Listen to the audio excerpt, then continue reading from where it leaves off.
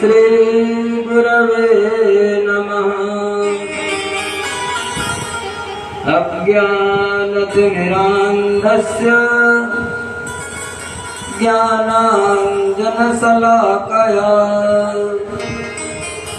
चक्षुरुन्मीलितं येन तस्मै श्री गुरवे नमः। गुरुर्ब्रह्मा गुरुर्विष्णु गुरुर्देवो महेश्वरः गुरुर्साक्षात् परब्रह्म तस्मै श्री गुरवे नमः।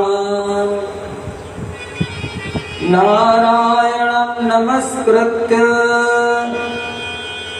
नरं चैव नरोत्तमं देवीं सरस्वतीं व्यासं ततो जयमुदीरये। अतुलितबलधाममेमशैलाभदेहं धनुजवनग्रसानं ज्ञानिनामाग्रगण्यं सकलगुणनिधानं वानराणामधीशं रघुपतिप्रियभक्तं वातजातं नमामि। वन्दे देवो उमापतिं सुरगुरुं वन्दे जगत्कारणं वन्दे पन्नगभूषणं मृगधरं वन्दे पशूनां पतिं वन्दे सूर्यशशाङ्कवह्निनयनं वन्दे मुकुन्दप्रियं वन्दे भक्तजनाश्रयं च वरदं वन्दे शिवं शङ्करम्। पंसे विभूषितकरान्नवनीरदाभात् पीताम्बराधरुणबिम्बफलाधरोष्ठात् पूर्णेन्दुसुन्दर मुखादरविन्दनेत्रात् कृष्णात् परं किमपि तत्त्वमहं न जाने कृष्णात् परं किमपि तत्त्वमहं न जाने। प्रेम से बोलो वृंदावन बिहारी लाल की जय हो, शंकर भगवान की जय हो, जय हो, सत्य सनातन धर्म की जय हो।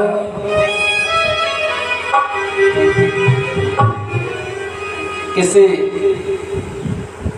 कवि का भाव है कि लाठी से पड़ेगा पाला, नाक से बहेगा नाला, और आंख पर तनेगा जाला। जरा सी जिंदगानी में खड़े खड़े वस्त्रों में करोगे मलमूत्र त्याग, और बड़े बड़े थूकते रहोगे पीकदानी में।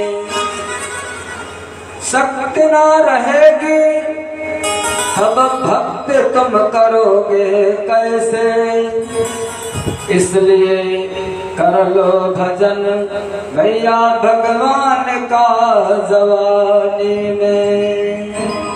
आखिर कब होगा ये सब, विषयों से वैराग्य कब होगा, भगवान के चरणों में अनुरक्ति कब होगी, जब ये शरीर चला नहीं चलेगा, नेत्रों से आंसू बहेंगे, कानों से सुनाई नहीं देगा, पैरों से चले चला नहीं जाएगा, तब भक्ति होगी आखिर। इसलिए बहुत गई थोड़ी रही, जितना ज्यादा से ज्यादा हो सके यहाँ रहना नहीं है। जरा सी जिंदगानी में जो जिंदगी है बहुत कितनी है, पानी बरसात होती है, देखो जब बूंद गिरती है तो एक बुलबुला, हम लोग कहते हैं बुच्चा बन करके तैयार हो जाता और कितनी जल्दी वो फूट जाता है ये भी नहीं जान पाते। ऐसे ही जो मनुष्य का शरीर है, पानी का बुलबुला किस समय फूट जाए पता नहीं, भरोसा नहीं, ठिकाना नहीं है मनुष्य के शरीर का। आया है सो जाएगा, यह जग का व्यवहार। इसलिए केवल एकमात्र साधन है इस कलिकाल में भगवान का भजन, भगवान का नाम स्मरण।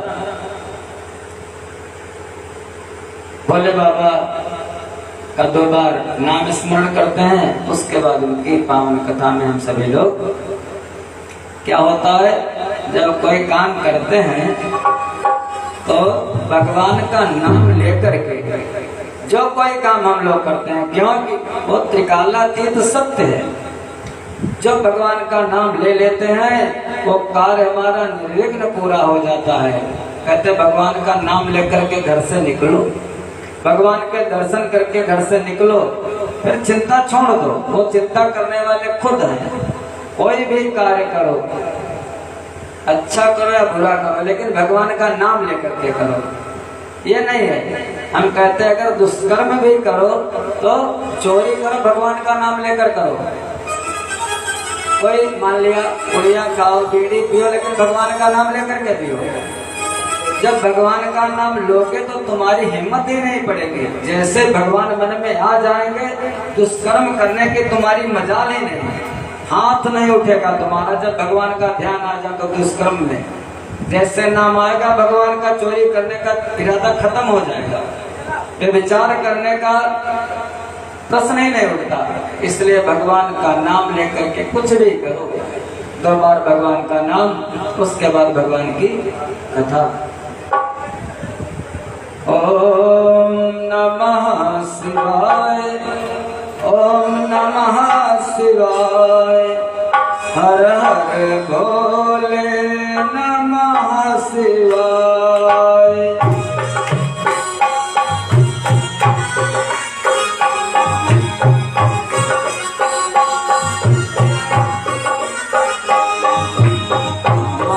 शिवाय ओम नमः शिवाय, हरे हरे बोल नमः शिवाय, नमः शिवाय ओम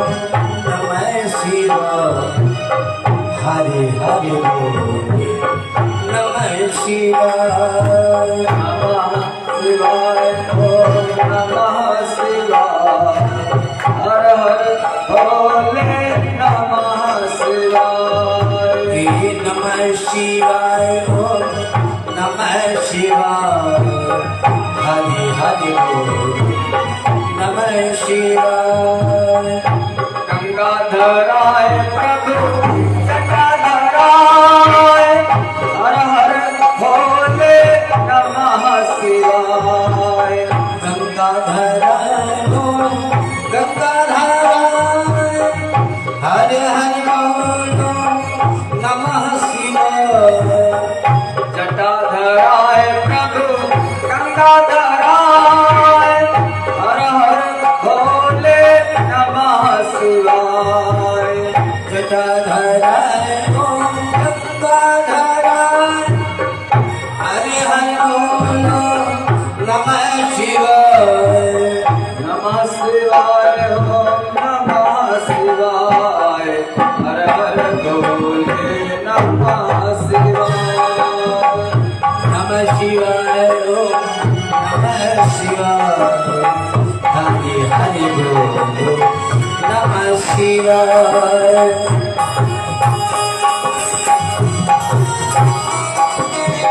हरे हरे बोलो नमः शिवाय।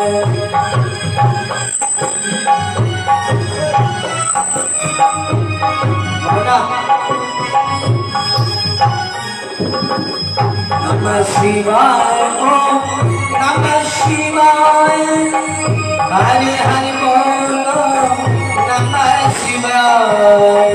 नमः शिवाय ओम नमः शिवाय, नमः शिवाय ओम नमः शिवाय। शिवाय हरि हरि बोलो नमः शिवाय।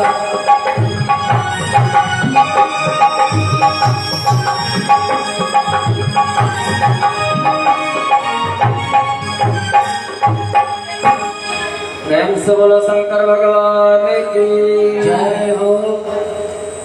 जैसे इस संसार में कोई भी स्त्री, कोई भी पत्नी सब कार्य करती है घर का, लेकिन किस लिए करती है?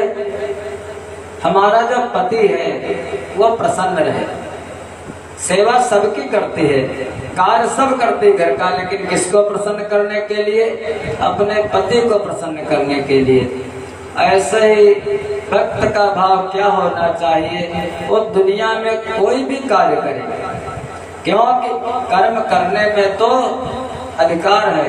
हर जीव का कर्तव्य और कर्म दोनों हैं, दोनों में थोड़ा सा भेद है। जो कर्तव्य किया जाता है वो कर्तव्य अपने परिवार के लिए किया जाता है। कर्तव्य का कोई फल नहीं होता, वो तो करना है, परिवार का पालन करना है। लेकिन कर्म, कल बताया था, सदाचार, शौचाचार, नित्य नैमित्तिक कर्म, कर्मों का फल मिलता है जो जैसे कर्म करता है। भगवान कहते हैं कर्मण्येवाधिकारस्ते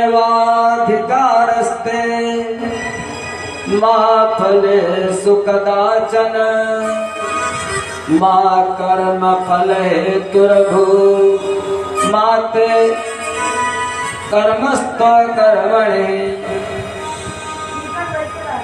केवल अरे जीव, अरे अर्जुन, तेरा केवल कर्म करने में अधिकार है। कर्म किए जा, लेकिन फल की इच्छा मत कर। ऐसे कर्म कर, जो भी कर्म कर, केवल भगवान को प्रसन्न के लिए कर्म कर। भगवान को प्रसन्न कर ले। दुनिया को प्रसन्न करने के लिए जो चक्कर में पड़ता है उसका सारा जीवन खराब हो जाता है। और जो केवल भगवान को प्रसन्न कर लेता है, सारी दुनिया उस पर स्वयं प्रसन्न हो जाती है। भगवान कहते हैं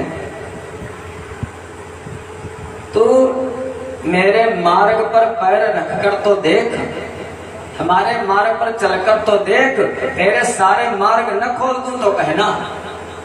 तो मेरा चिंतन करके तो देख, मैं तेरी चिंता न करूं तो कहना। तो मेरा कीर्तन करके तो देख, तुझे प्रसिद्ध न कर दूं तो कहना।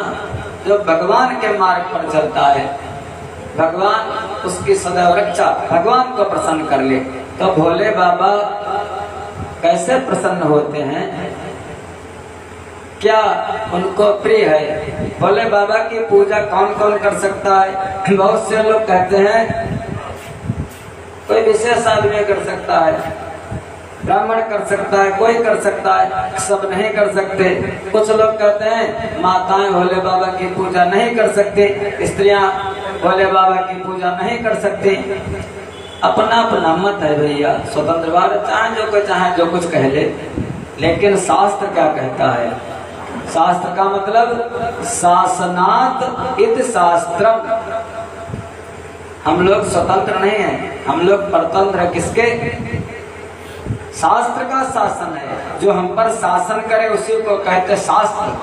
फिर दूसरी परिभाषा बताई, संसनात् इति शास्त्रम। जो हमारे संशय को खत्म कर दे, जो हमारे संशय को मिटा दे, उसको कहते शास्त्र। तो शास्त्र क्या कहता है? किसको पूजा करनी चाहिए भोले बाबा की, किसको नहीं करनी चाहिए? शिव पुराण कहता है ब्राह्मण क्षत्रियो वैश्यः शूद्रो वा प्रतिलोमजः पूजयेत सततं लिंगं तन्मन्त्रेण सादरम्। ब्राह्मण क्षत्रिय वैश्य, ब्राह्मण भी पूजा कर सकते, ब्राह्मण तो करते हैं, सब पूजा करते हैं। क्षत्रिय भी भगवान को पूजे, कोई वो बात नहीं। वैश्य भी पूज सकते हैं। और उसके साथ शूद्र, कहते शूद्रों को पूजा नहीं करनी चाहिए, लेकिन बिल्कुल इस पर शूद्र भी भगवान की पूजा कर सकते हैं। फिर अरे शूद्र तो एक थोड़ा ऊंचे हैं, आगे बताया शूद्रो वा प्रतिलोमजा। प्रतिलोमजा नहीं समझ रहे होंगे आप लोग। प्रतिलोमज विलोमज, जैसे माता उच्च कुल की हो, पिता नीच कुल का हो। कोई ब्राह्मण की बेटी हो और किसी नीच कुल में चली जाए, उसके द्वारा जो, जैसे सूत जी, तो उसके द्वारा जो प्रतिलोमजा वो भी पूजा कर सकता भोले बाबा की। विलोमजा जो उससे भी निकृष्ट है, चाहे जैसा भी है, प्रकृति का जो कोई भी जीव है, भगवान की पूजा करने का अधिकारी है भोले बाबा की। बताया पूजयेत सततम लिंगम, पूजयेत सततम लिंगम, निरंतर भगवान भोले बाबा की पूजा करे, आदर के सहित पूजा करे। और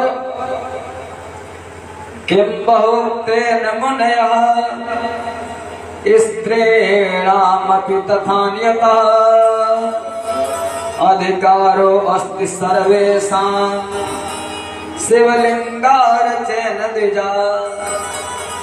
स्त्रियों को भी, अब बता दिया पृथ्वी पर जो कोई भी है, पशु पक्षी तक अगर भगवान भोले बाबा की पूजा करते हैं तो सम करो दिशा शंकर। कहाँ निवास है भोले बाबा का? मंदिर में। मंदिर में तो है ही विराजमान, लेकिन रहते कहाँ है अक्सर? कहते शमशान में रहते हैं। शमशान स्वाक्रीड़ा स्मर हर पिशाचा सहचरा अमंगल्यम शीलम तव भवतु नामैवमखिलम चिता भस्मालेपा स्रगपे न करोटी परिकरा। जो चिता की भस्म लपेटे हुए हैं, चिता की भस्म सबसे अधिक प्रिय भोले बाबा को। चिता की भस्म जो बिल्कुल ताजी ताजी हो, कोई जलाया जाए और ताजी वाली भस्म भोले बाबा के जो गण हैं लेकर के उसी से उनका अभिषेक करते हैं। जो पाउडर लगाते हैं भोले बाबा उसी भस्म का लगा। चिता भस्मा लेपा स्रगप न करोटी परिकरा। अमंगल कारी होते हुए भी भोले बाबा मंगल करने वाले हैं। वेश है मंगलकारी, लेकिन है मंगलकारी। और रहते कहाँ है? बिहार कहाँ करते, खेलते कहाँ? तो बताया शमशान स्वाक्रीड़ा, शमशान में क्रीड़ा करते अपने भूत प्रेत पिशाचों के साथ। शमशान, शमशान का अर्थ थोड़ा विचार करना। सम धन शान, वैसे तो बहुत बड़ी शान होती है बड़े बड़े लोगों की।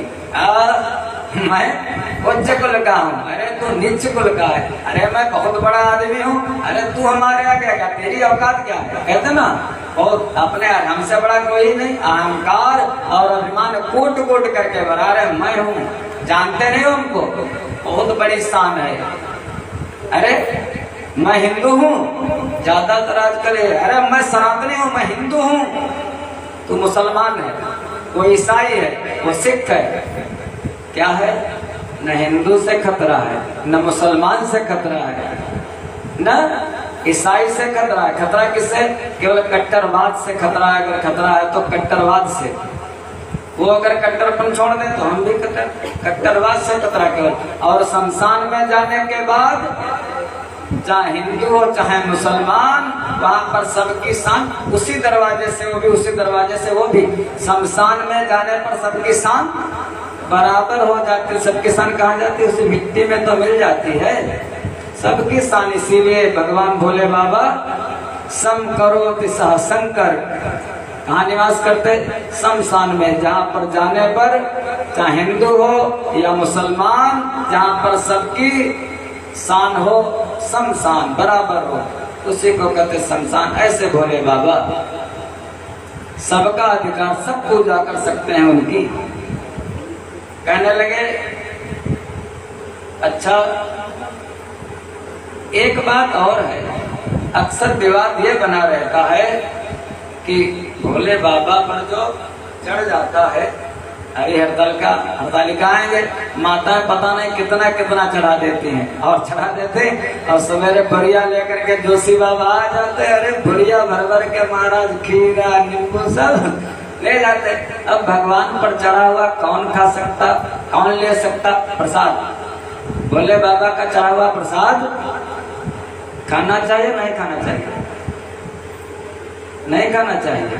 अब बताओ, स्पष्ट लिखा शिव पुराण में है, अकाल मृत्यु हरणम, जिसको देखने मात्र से, जो भोले बाबा तीनों लोकों के स्वामी, जिनको देखने मात्र सारे पाप हमारे कट जाते हैं, और उन्हीं के प्रसाद को खाना हम लोग स्वीकार नहीं करते हैं। भोले बाबा का प्रसाद खाना चाहिए या नहीं, है विशेष विवादित प्रश्न है। तो यहाँ पर शिव पुराण क्या कहती है हम लोग नहीं कहते, लेकिन शास्त्र क्या कहता है, भागवत तो आप लोग बार बार बहुत बार शिव पुराण सुनी होगी, लेकिन शिव पुराण क्या कहती है? कहते हैं पहली तो बात, प्रसाद वाली बात बाद में, पहली बात यह है कि भगवान का पूजन, भगवान शिव का पूजन करना चाहिए, मंदिर में जाना चाहिए। कैसे? बैठ करके पूजन करना चाहिए। मंदिर में घुसते हो तो कहाँ पर? पूर्व मुख को बैठ करके, पश्चिम मुख को बैठ करके, उत्तर मुख को या दक्षिण मुख को, कभी विचार ये भी कर लेना। तो शिव पुराण कहता है कि इसी प्रकार शिव पूजन भी भोले बाबा का उत्तर की तरफ मुख करके किसी भी मंदिर में जाना, उसका दरवाजा चाहे जिधर की तरफ, चाहे पूर्व हो चाहे पश्चिम, लेकिन जब पूजा करने के लिए बैठना भोले बाबा का, तो वो तो जैसे हम बैठे ऐसे बैठे, उत्तर की तरफ मुख करके बैठना भगवान के। क्योंकि जहाँ शिवलिंग स्थापित हो उससे पूर्व दिशा का आश्रय लेकर नहीं बैठना चाहिए या खड़ा होना चाहिए, क्योंकि वह दिशा भगवान शिव के आगे या सामने पड़ती है। पूर्व दिशा में नहीं बैठना चाहिए। भगवान का अगर समझो पूजा करें पूरब होकर के हम बैठे पश्चिम मुख की तरफ, वो भगवान शिव का सामना है, उनका सामना कौन कर सकता है? इसलिए पूर्व दिशा में बैठ करके पूजा नहीं करनी चाहिए। फिर शिवलिंग से उत्तर दिशा में भी कभी ना बैठे। जैसे भोले बाबा हैं और उत्तर की तरफ वो इधर हो गए, तो उत्तर की तरफ भी बैठ करके भगवान का पूजन नहीं करना चाहिए, क्योंकि उधर भगवान शंकर का वामांग है। वामांग मान लिया, उधर माता पार्वती जी विराजमान है, इसलिए भगवान भोले बाबा से उत्तर दिशा में नहीं बैठना चाहिए। फिर शिवलिंग से पश्चिम दिशा में भी नहीं बैठना चाहिए, क्योंकि वह आराध्य देव का पृष्ठभाग है। पश्चिम दिशा में भगवान की पीठ है, पृष्ठभाग। तो जब पीठ तरफ बैठो, शास्त्र कहता है कि भगवान की पीठ नहीं देखनी चाहिए। पीठ का कोई भी भगवान हो, पीठ की पूजा हमने देखा बहुत से लोग जाते हैं हमारे मंदिर पर, क्योंकि मंदिर है पश्चिम की तरफ मुख उसका राधा कृष्ण भगवान का। और बहुत से लोगों को मैंने देखा मंदिर के सामने तो जाएंगे, सामने से प्रणाम करने में आफत आती है, मंदिर के पीछे जा करके पीछे अपना मत्था टेक देते हैं, पीछे एक सर। अरे भगवान के तुम्हारी पीछे पर आकर के सर पटके क्या जानोगे? दुर्योधन तो भगवान के पीछे खड़ा हुआ था जा करके। भगवान की पीठ में पाप रहता है, पाप विराजमान रहता है, इसलिए भगवान का पृष्ठभाग नहीं देखना चाहिए, दर्शन नहीं करना, बैठना नहीं पीठ की तरफ चाहिए। मंदिर के पीछे, पहले बुजुर्ग लोग कहते थे मंदिर का पिछवाड़ा मकान के सामने, मकान के आगे मंदिर का पिछवाड़ा ठीक नहीं होता है, इसीलिए भगवान की पीठ जहाँ पर होती वहां पर पाप रहता है। तो पृष्ठभाग में पश्चिम दिशा में भी नहीं बैठना चाहिए, क्योंकि वह आराध्य देव का पृष्ठभाग है। अतः अवशिष्ट दक्षिण दिशा ही ग्राह्य है। दक्षिण दिशा जो भोले बाबा के है वही ग्राह्य है। भोले बाबा के दक्षिण में मान लिया उत्तर की तरफ मुख करके बैठना चाहिए भगवान शिवलिंग के। मुख चाहे जिस तरफ हो दरवाजे का, उत्तराभिमुख होकर के, ऐसा विद्वानों का मत है। जब भोले बाबा के दर्शन करने जाए, पूजा करने जाए, तो मंदिर में घुसने से पहले ही जैसे भोले बाबा ऐसे बन जाए, त्रिपुंड लगा ले, उसके बीच में बिंदी लगा ले, रुद्राक्ष की माला धारण कर ले और बेलपत्र का संग्रह करके ही भगवान शंकर की पूजा करे। बेलपत्र भोले बाबा को बहुत ही प्रिय है, बेलपत्र लेकर के ऐसे भगवान की पूजा करे। तब बोले, कहने लगे अच्छा महाराज ये बताओ, सूत जी से पूछने लगे 88,000 ऋषि, मैंने सुना है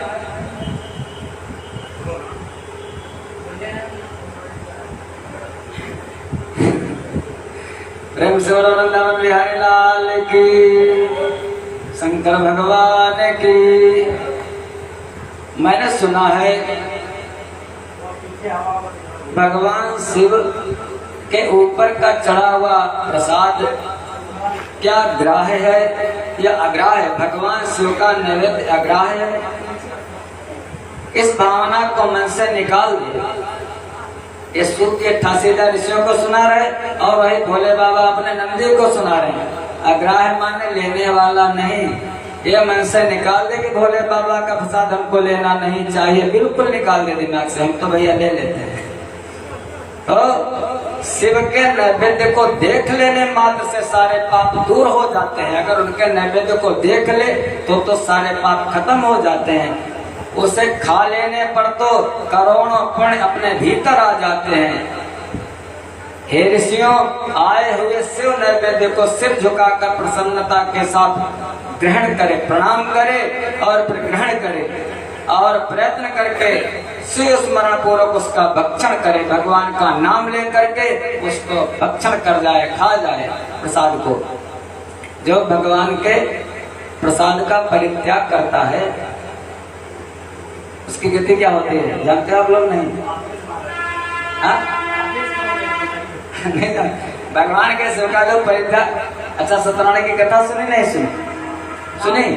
लीलावती कलावती की सुनी नहीं? कलावती ने क्या किया था? प्रसाद का परित्याग किया था कलावती ने। अब कलावती ने प्रसाद का परित्याग किया तो फिर अब कला करती चली गई, फिर उनका सब कुछ नष्ट हो गया। पति और क्या करती हुई तो भगवान के प्रसाद का परित्याग करता है, फिर वो कला करता है। नहीं करना चाहिए।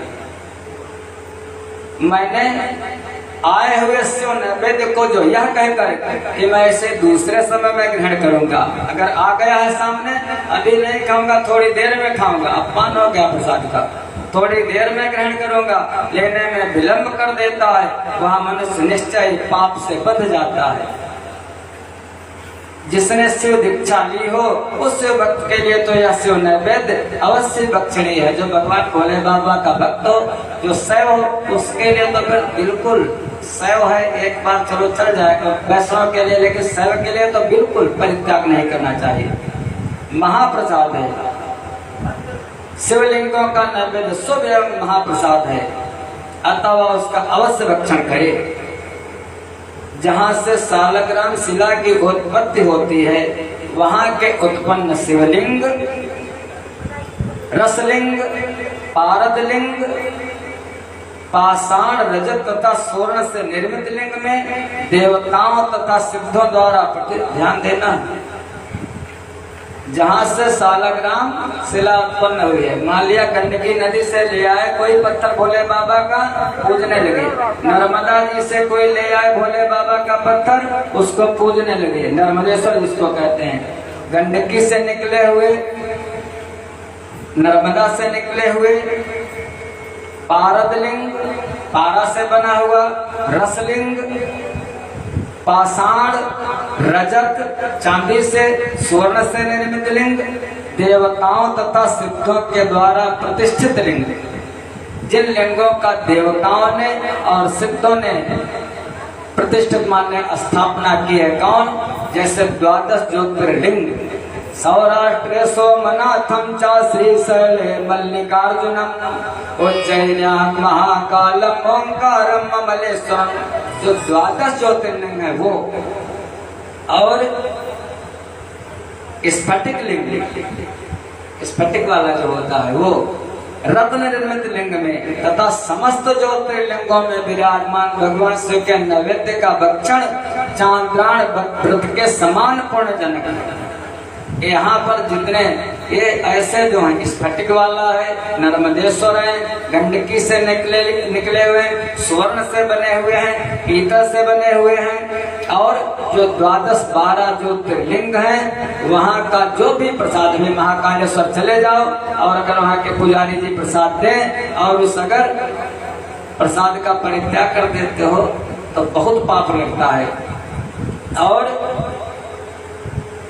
यदि पवित्र होकर शिव निर्माल्य का भक्षण करके उसे सिर पर धारण करे तो उसका सारा पाप शीघ्र ही नष्ट हो जाता है। एक बात और बता दूं, हे ऋषियों, जहां पर चंड का अधिकार है, एक भगवान का गण है जिसका नाम चंड, जहाँ पर चंड का अधिकार है वहाँ जो शिव निर्माल्य हो उसे साधारण मनुष्यों को नहीं खाना चाहिए। भगवान के मंदिर में जहाँ पर चंड का अधिकार हो वहाँ पर जो निर्माल्य पड़ा हो उसको नहीं खाना चाहिए। और वहाँ के शिव निर्माल्य का सभी भक्तों को भक्तिपूर्वक, उसके अलावा बाणलिंग, नर्मदेश्वर, स्वर्णादि धातु में सिद्धलिंग, जिन लिंगों की उपासना से किसी ने सिद्धि प्राप्त की है, स्वयंभू लिंग जो अपने आप प्रकट हो गए हैं, जैसे कल बताया था स्वयंभू लिंग, तथा शिव की प्रतिमाओं में चंड का अधिकार नहीं है। 12 ज्योतिर्लिंगों में, स्फटिक लिंग में, नर्मदेश्वर में, गंडकी से निकले हुए और जो स्वयंभू हैं उनमें चंड का अधिकार, उनके चाहे स्पर्श करा दो, चाहे उनके ऊपर रख दो, चाहे जहाँ रख दो, नहीं है। लेकिन जैसे बहुत से लोग गए भगवान का विग्रह ले आए भोले बाबा का और ला करके हम लोग स्थापना कर लेते हैं अपने अपने मंदिर में, वहां पर भी अगर शिवलिंग से स्पर्श करा दिया गया है, उसके ऊपर चढ़ा दिया गया है तो वो ग्रहण नहीं कर सकते हैं। लेकिन अगर उसको सामने रख दिया गया भोले बाबा के, उस प्रसाद को भोले बाबा में स्पर्श नहीं कराया गया, सामने ब्रह्मार्पण ब्रह्म कर दिया गया, तो उसको त्यागना नहीं चाहिए। जो ऊपर चढ़ा उसको त्यागना, जहाँ पर चंड का अधिकार है। फिर मान लिया ऊपर चढ़ भी गया भोले बाबा के, प्रसाद चढ़ गया भोले बाबा के ऊपर, तो बिल्कुल लिखा है साफ साफ, शिवलिंग के ऊपर चढ़ा हुआ और उसको अगर भगवान सालग्राम से छुआ लिया जाए, भगवान सालग्राम को स्पर्श करा लिया जाए, तो भगवान शिव के निर्माल्य को ग्रहण करने में कोई दोष नहीं माना जाता। भगवान शिव के ऊपर चढ़ा हुआ सालग्राम को लगा दीजिए, बस कोई दोष नहीं, वो महाप्रसाद है भगवान शिव का। तो ये मन से धारणा निकाल दो कि भगवान के ऊपर का चढ़ा हुआ प्रसाद भोले बाबा के हमको नहीं लेना चाहिए, बस उतना ही है। जहाँ पर चंड का अधिकार का, इसमें अपने द्वारा जो बनाए हुए लिंग हैं वहाँ अगर छुआ दिया जाता वो नहीं ले सकते, अगर सामने रख दिया तो लेने में कोई दोष नहीं है। लिंग के ऊपर चढ़ा हुआ लिंग से हट करके उसे अत्यंत पवित्र जानना चाहिए। मुनिवरों, इस प्रकार नैवेद्य के विषय में शास्त्र का निर्णय बताया है, वो मैंने आपको बता दिया। अब तुम लोग सावधान होकर के बेल के वृक्ष की महिमा सुनो। बेल जिसको क्या करते हैं हम लोग, उसकी डाल फाड़ फाड़ करके बेलपत्री लेने जाते हैं तो बेलपत्री कम तोड़ते हैं लेकिन बेल की डाल ज्यादा तोड़ते हैं। बेल का फल तोड़ते, बेलपत्री चढ़ाने को तो लिखा है लेकिन बेल का फल क्या लिखा, मंदार पुष्प बहु पुष्प सुपूजिताय तस्मै मकाराय नमः शिवाय। मंदार का पुष्प चढ़ाना लिखा है, लेकिन क्या करते लोग, तो मंदार का फल भी ला करके चढ़ा, धतूरे का फल लिखा लेकिन मंदार का फल चढ़ाना भी, मंदार का फल भी ला करके चढ़ा देते हैं। तो क्या चढ़ाना है हमको, क्या नहीं चढ़ाना, ये भी विचार कर लेना चाहिए। बेल तीनों लोकों में जितने पुण्य तीर्थ प्रसिद्ध हैं वे संपूर्ण तीर्थ बेलों के मूल भाग में निवास करते हैं। जो बेल का, जैसे पीपल का वृक्ष है उसके मूले ब्रह्मा त्वचा विष्णु, ऐसे बेल के सारे तीर्थ बेल की जड़ में निवास करते हैं। जो पुण्य आत्मा मनुष्य बेल के मूल में लिंग रूप अविनाशी महादेव जी का पूजन करता है वह निश्चय ही भगवान शिव के पद को प्राप्त कर लेता है। जो बिल्व की जल के पास जाकर के अपने मस्तक को सीधा मस्तक अपना झुका देता बेल के वृक्ष के नीचे, वह संपूर्ण तीर्थों में स्नान का फल पा लेता है। और बेल वही इस भूतल पर पावन माना जाता है। इस बेल की जड़ के परम उत्तम थाले को जो जल से भरा हुआ देखकर महादेव जी की पूर्णतया पूजा करता है, भगवान उस पर बहुत प्रसन्न होते हैं। बेल के वृक्ष का थलहा बना दे और उसमें फिर पानी से उस थाले को भर दे बेल के वृक्ष के। भोले बाबा जब ये देख लेते हैं बहुत प्रसन्न हो जाते हैं उस भक्त पर जो बेल के वृक्ष को सींचता है, जल से भरता है। इतनी बेल की महिमा बताई गई। बेलपत्र हम तोड़ते तो हैं, लेकिन बेलपत्र तोड़ने का भी मंत्र है।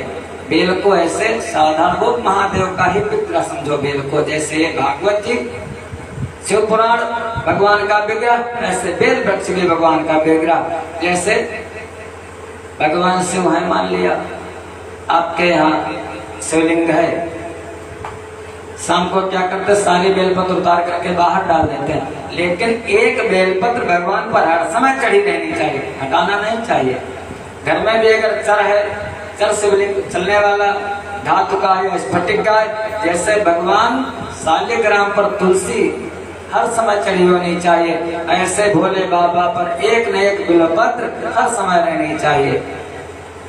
अगर बस लिखी ना हो, टूटी फूटी हो कोई बात नहीं, कटी हो कोई बात नहीं, यहाँ तक जब बेलपत्र ना रह जाए तो जब वृक्ष से टूट करके गिर जाए उसको उठा करके भी भगवान पर चढ़ा दे तो कोई दोष नहीं। हे ऋषियों, यहाँ तक बताया गया अगर बेल वृक्ष को पीस करके भी उसका चूर्ण बना ले और भोले बाबा पर प्रतिदिन चढ़ाए तो भी भोले बाबा प्रसन्न हो जाते हैं। इतना प्रिय है बेल पत्र भगवान को। जो बिल्व की जड़ के समीप भगवान शिव के अनुराग रखने वाले एक भक्त को भी भक्त पूर्वक भोजन कराता है, उसे कोटि गुना पुण्य फल प्राप्त होता है। भगवान शिव के भक्त को कोई बेल के नीचे अगर जाकर के भोजन करा दे तो फिर महाराज क्या कहना है, बहुत पुण्य मिलता है। भोजन भी कराना किसी को कभी। अब शिव पुराण सुनने का यही है, जो सुन लो उसको करो श्रवण, श्रवण के बाद मनन, मनन के बाद निधिध्यासन अपने जीवन में उतारो। क्या बेल की डाल को कभी एकाग्र तोड़ना मत, तोड़ोगे तो पाप लगेगा, बस ये समझ लो।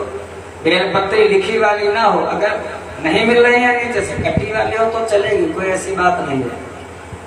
फिर अगर 3 पत्री वाली बेल पत्र है तो हमारे 3 गुण है भोले बाबा, मैं अपने तीनों गुणों को आपको अर्पित करता। कौन? सतोगुण, रजोगुण और तमोगुण। कहते हो का बतावत महाराज स्वामी, तीनों गुण रहते हैं हम लोगों में हर समय। अच्छा, 24 घंटे रात दिन 24 घंटे माने जाते हैं। 24 घंटे को 3 से गुणा कर दो, कितना आएगा? 24 को 3 से गुणा करने पर 3 8 8 घंटे रहता है सतोगुण, 8 घंटे रहता है रजोगुण, 8 घंटे रहता है तमोगुण। सतोगुण कैसे? 8 घंटा तक हमारा मन कैसा होना चाहिए? भगवान की पूजा पाठ में लगना चाहिए। और 8 घंटे हम जब हमारा शरीर है तो अपना परिवार पालन करने के लिए, अपना परिवार पालन करने के लिए हम क्या करें?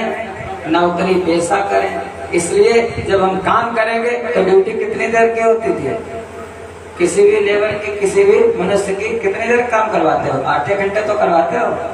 तो फिर 8 घंटे माने रजोगुण, 8 घंटे हम शरीर से काम करें, फिर ध्यान भी भगवान का करेंगे, फिर काम भी करेंगे, फिर बचे 8 घंटे। 8 घंटे क्या करेंगे?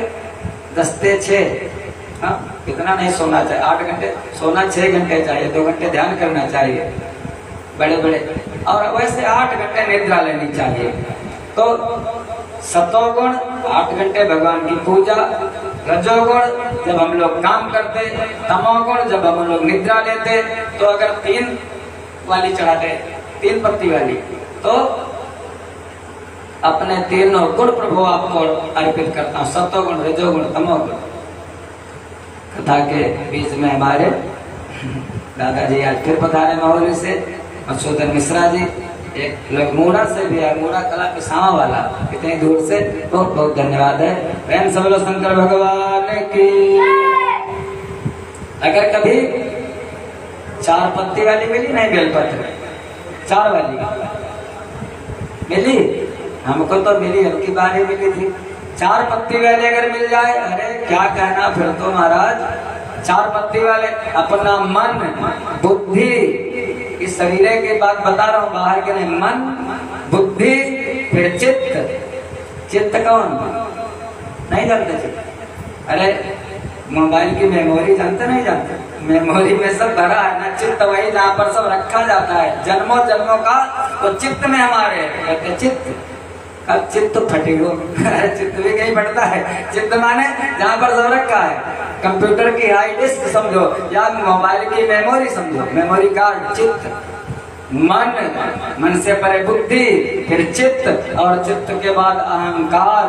बोले बाबा मैं चारों, जब 4 पत्ती वाली मिल जाए, बोले बाबा मैं मन, बुद्धि, चित्त, अहंकार आपको अर्पित कर रहा हूँ। 5 वाली देखी नहीं देखी? कभी कभी एक चारों के एक छोटी सी उसके बीच में और छोटी पत्ती आ जाती है, बहुत जब कभी हो सकता मिल जाए, वैसे दुर्लभ है, मिल जाए भगवान की कृपा, लेकिन मिल जाती कभी कभी। अगर 5 पत्ती वाली मिल जाए तो हे प्रभु, क्या शरीर कितनी चीजों से मिलकर के बना है, कल ही बताया था। इससे तो बच्चे अच्छे हैं, और सबसे छोटा बता रहा है आप लोगों से, सबसे छोटा वाला बता रहा हमारा 5 से। पृथ्वी, जल,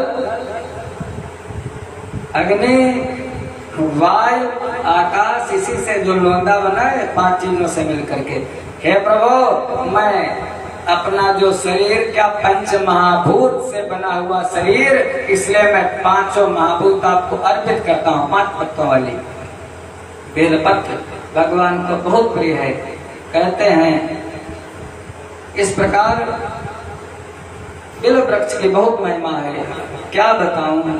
भोले बाबा की कितनी महिमा है कि जल के चढ़ाए जमलोकते उबार लेती, और चंदन के चढ़ाए चक्रवर्ती कर देती हैं। चावल के चढ़ाए 14 लोग बख्श देती, और दीप के दिखाए दीप 7 दई देती हैं। हर हर कहते हरत हैं कलेश सब, और गाल के बजाए थे निहाल कर देती हैं। जल के चढ़ाए, जल के चढ़ाए जमलोक ते उबार लेते। जब कोई जल चढ़ाता है, भगवान को सबसे ज्यादा प्रिय क्या है? जल की धारा। जब कोई जल चढ़ा देता है, चौंक जल निकला कहाँ से, विचार किया कहाँ से निकली माँ गंगा?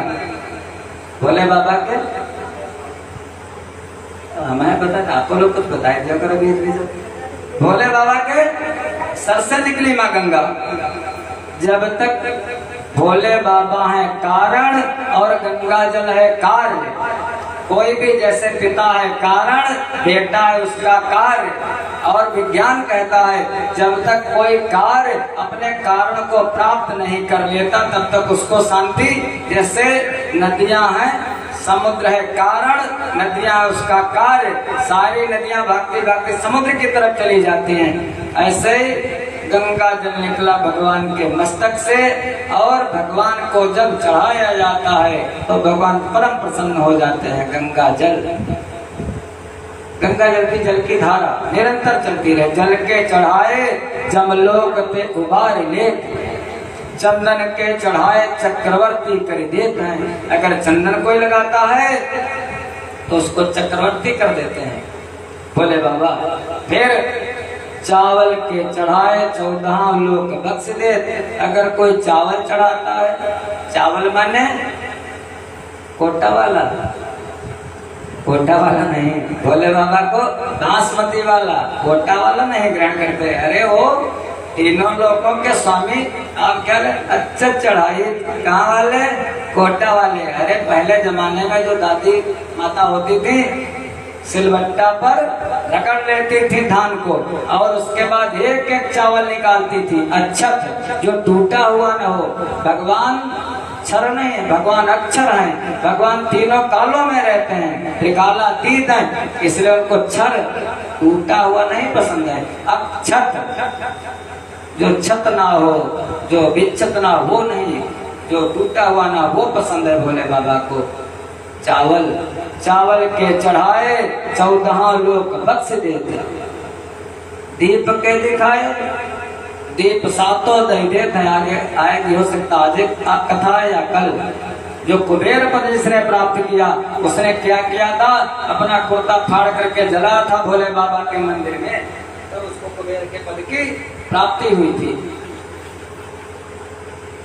दीपक दिखाना, भगवान चौथ प्रकाश स्तंभ प्रकट हुआ था, भगवान प्रकाश स्वरूप है, इसलिए दीपक दिखाना भगवान को बहुत पुण्य हुए। दीपक दिखाना, जरूर दीपक दिखाना चाहिए। 12 मास खाली सावर में नहीं, भोले बाबा कहीं चले नहीं जाते हैं, निरंतर दीपक जलाना चाहिए। दीप के दिखाए दीप सातों दे देते हैं, हर हर कहते हरत हैं कलेश सब, अब गाल के बजाए थे निहाल कर देते हैं। जब कोई कहता है हर हर बम बम, जब कहते ना हम लोग क्या जब बच्चे होते हैं छोटे छोटे होता हो या ना होता तो वैसे क्या करते थे बम, मानो बाबा करते थे अपना बम बम। जो बम बम करता है, दक्ष का जब सर काट करके डाल दिया गया था यज्ञ कुंड में, कलागी का था, उसके बाद जब सबसे पहले बकरे का मुख लगाया गया तो दक्ष के मुख से पहले क्या निकला था, यही निकला था बम बम।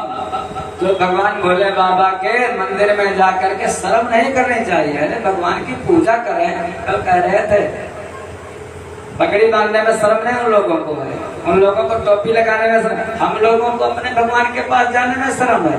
अरे उनके लिए नाचना पड़े, गाना पड़े, कुछ भी करना पड़े, जिस प्रकार से वो रीझे वैसे काम हमको करने चाहिए। ऐसे गाल के बजाय ते निहाल कर देता है, ऐसे भोले बाबा जिनकी महिमा अपरंपार है। और उसके बाद बताया भस्म की बड़ी महिमा है। जो कोई भी भस्म को धारण करता है, 16 स्थानों पर शरीर के 16 अंग है, 16 अंगों पर भस्म को धारण करना चाहिए। जो 16 अंगों पर, अरे न 16 पर धारण करे तो एक अंग पर धारण करे, भगवान उस पर बहुत प्रसन्न होते हैं। भस्म की बहुत महिमा बताई। भगवान शंकर के नाम में पाप हरण की जितनी शक्ति है उतना पातक तो मनुष्य कभी कर ही नहीं सकता। इतनी नाम की महिमा है भोले बाबा के। पापा नाम हरणे शंभो नामने शक्तिर्यावती शक्नोति पातकं तावत् कर्तुं नापि नरः कचित्। इतनी शक्ति भोले बाबा के नाम में, जिसका नाम लेने पर सारे जन्मों जन्मों के पाप कट जाते। उतने पाप तो कोई कर ही नहीं सकता जितने पाप को काटने में भोले बाबा के नाम को लेकर के पाप कट जाते हैं। लेकिन प्रेम से भोले बाबा का नाम ले, ऐसे ले, थोड़ा भगवान का नाम ले लो।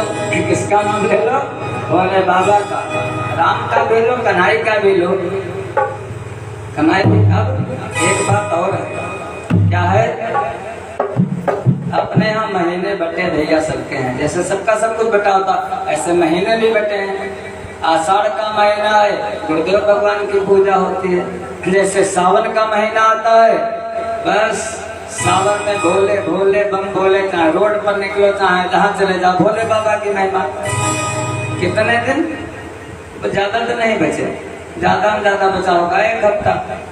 एक हफ्ते के बाद जिधर घूमोगे महाराज फिर क्या होगा? बस अधरम मधुरम बधनम मधुरम, जहाँ भादव आया फिर कन्हई की ही चर्चा। बस भागवत भागवत भागवत कृष्णमय सारा संसार हो जाता है भादव के महीने में। अरे बड़े अवतार हैं भादव के महीने में। कन्हई का प्राकट वामन, भगवान का वामन द्वादशी के दिन जैसे वो बीता, फिर किसकी 15 दिन महाराज ब्राह्मणों की घर चकाचक। किसका? पितरों का। आधा उसके 2 भाग कर दिए। सब भूल जाते, कोई देवता नहीं, कोई क्यों? पितृणामयर्मा चास में पितरों की पूजा होती 15 दिन तक। फिर जब पितर चले जाते, जैसे पितर बाबा गए वैसे माता जी बिल्कुल तैयार बैठे हैं। नवरात्र सबके महीने बटे, जब नवरात्र जब तक खत्म नहीं हो पाई, कौन? महालक्ष्मी जी बिल्कुल तैयार खड़ी दीपावली में। ऐसे फिर अगहन का आता है तो कहते कन्हई मासा नाम मार्गशी सोहम ऋतु नाम कुसुमाकर। हे अर्जुन, महीनों में अगहन का महीना तो मैं ही हूँ।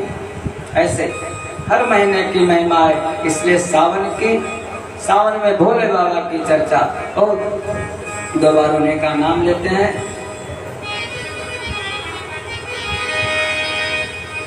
भोले भोले बोले प्यारे, भोले भोले बोले प्यारे, मन की आंखें खोल प्यारे। भोले भोले बोले प्यारे, मन की आंखें खोल प्यारे। मान ले मेरा कहना, भोले के गुण गाए जा, भोले के गुण गाए जा।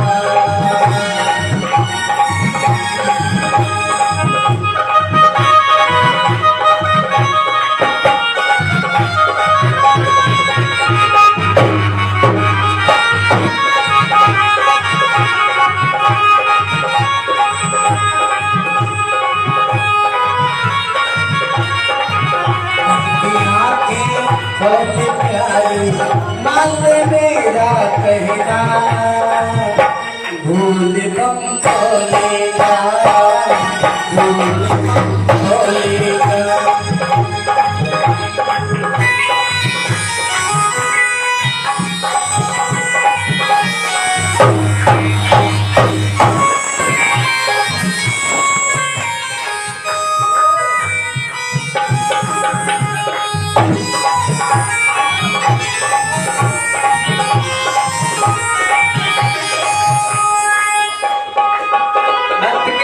पुकार है, कैसे पुकारता है?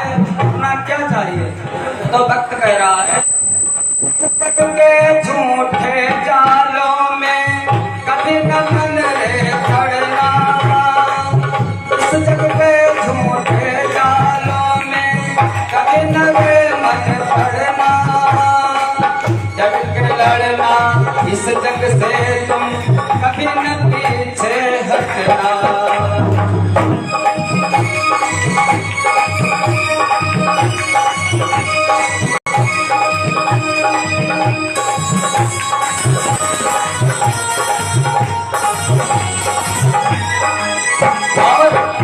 जो मुख में शिव नाम होगा, जो मुख में शिव नाम होगा, पूरा तेरा काम होगा, पूरा तेरा काम होगा। मान मेरा कहना, भोले के गुण गाएगा, भोले के गुण गाएगा।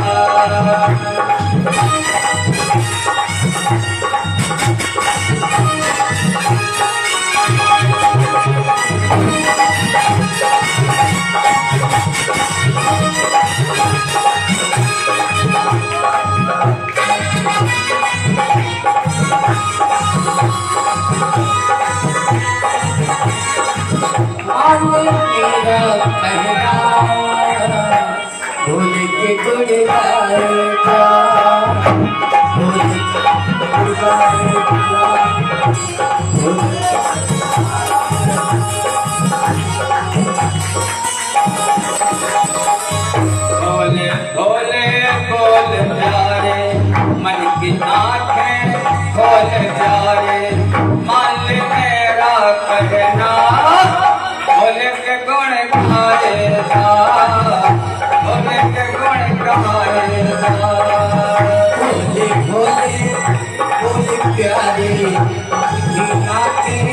झोली प्यारी मांगे मेरा कहना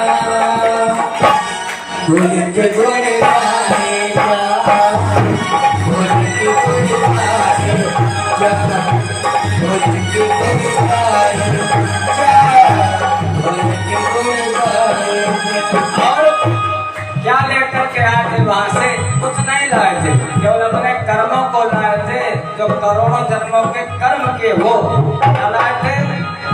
कह रहा है भक्ति की पुकार है, आप पुण्य की गठरी लेकर प्रभु घर प्राणी जाए, जो न यहाँ पर पुण्य कमाए वहाँ बहुत पछताए।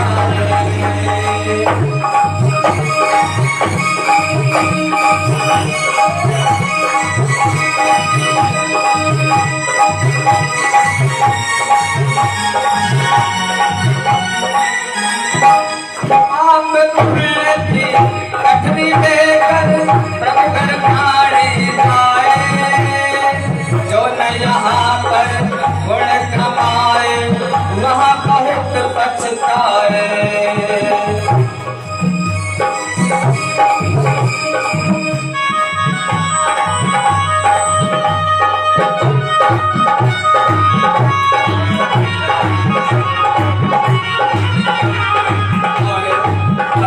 वहाँ पर आदमी का प्रश्न, वहाँ पर आदमी का राज है बस वहाँ श्री हरि का, राज है बस वहाँ श्री हरि का। तार है टूटा जिंदगी का, जाना की जिंदगी नहीं, तार टूट चुका है, तार है टूटा जिंदगी का। मान्य मेरा कहना भूल के गुण गाए जा, भूल के गुण गाए जा।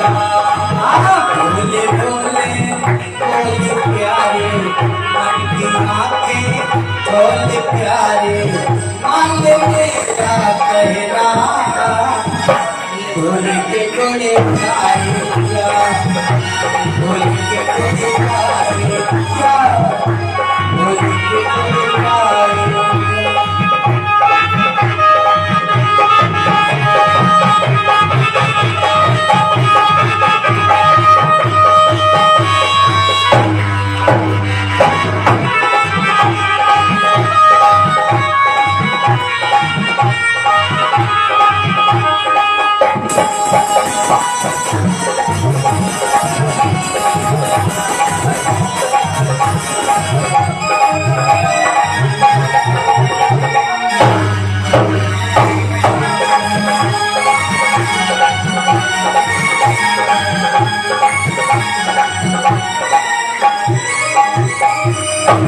शंकर भगवान की जय हो।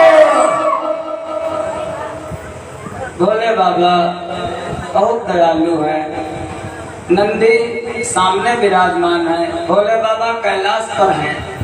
कहने लगे, हे नंदी, एक दिन की बात है, मैंने बहुत दिनों तक तपस्या की, बहुत दिनों तक लाग समाधि अखंड अपारा, हमारी समाधि लग गई। कितने कल्प बीत गए, कितने युग बीत गए, कितना समय बीत गया, मैं जान नहीं पाया। अचानक नंदी हमारे पास, हमारे ढांकने में पार्वती देवी पार्वती विराजमान थी। उसी समय भगवान शिव कहते हैं, पार्वती जी को सुना रहे हैं वही कथा। हे पार्वती, हे महेश्वरी, महेश्वर भगवान शिव और अपनी पत्नी को अपने ही नाम से संबोधित करते हैं। भगवान शिव बोले, हे महेश्वरी, मैं तुम्हें प्रेम बस भक्तों के हित की कामना से मैं तुमसे प्रेम भी करता हूँ और अपने भक्तों का हित भी चाहता हूँ, इसलिए बहुत कोई एक कथा सुनाता हूँ। एक कोई फल है जो हमको बहुत प्रिय है। पार्वती जी कहने लगी, क्या है भगवान? कह लगे, हजारों वर्षों तक घोर तपस्या में लगा रहा। एक दिन, हे महेश्वरी, मेरा मन सहसा क्षुब्ध हो गया, क्षुब्ध हो गया। कुछ हमें अच्छा नहीं लगा, और कारण हमारे दोनों नेत्र जो थे वो दोनों नेत्र खुल गए। जब खुल गए तो हमारे दोनों नेत्रों से 2 अश्रु बिंदु टपक पड़े, नेत्रों से 2 आंसू टपक पड़े। जैसे मैंने नेत्र खोला समाधि के बाद, जब ध्यान करो तो एकदम नेत्र नहीं खोले, धीरे धीरे और धीरे धीरे खोल करके फिर ऐसे कर लेना चाहिए। जब 2 अश्रु बिंदु टपके और भक्तों पर अनुग्रह करने के लिए वे अश्रुबिंदु अस्थावर भाव को प्राप्त हो गए। अस्थावर माने अस्थावर जो किसी स्थान पर खड़े रहते, चल नहीं पाते, कौन? पेड़ पौधे। उन्हीं अश्रुबिंदुओं से पेड़ बन गए, उनका नाम पड़ा वे रुद्राक्ष माने विष्णु भक्तों को तथा चारों वर्णों के लोगों में बांट दिए। रुद्राक्ष, रुद्र धन अक्ष, रुद्र माने भगवान शिव और अक्ष माने जिनके नेत्रों से आंसू टपके, उन्हीं से बन गया क्या? रुद्राक्ष, जिसको हम लोग धारण करते हैं। भगवान भोले बाबा के भक्तों को अवश्य धारण करना चाहिए। हे पार्वती, उनको मैंने गौड़ देश में उत्पन्न किया।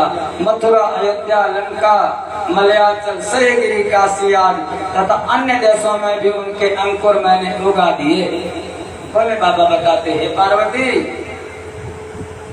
उसके बाद मेरी आज्ञा से वे ब्राह्मण, क्षत्रिय, वैश्य और शूद्र जात के भेद से भूतल पर प्रकट हुए।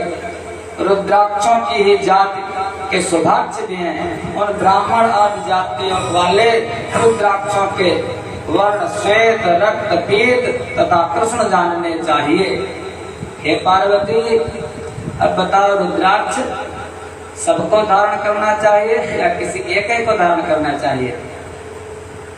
रुद्राक्ष का माला, रुद्राक्ष का मूंगा सबको भोले बाबा कहते, उस पर सबका बराबर अधिकार है। ब्राह्मण, क्षत्रिय, वैश्य, कोई उससे वंचित ना रहे। हमारी दृष्टि में सब बराबर हैं, लेकिन थोड़ा सा ये है कि जो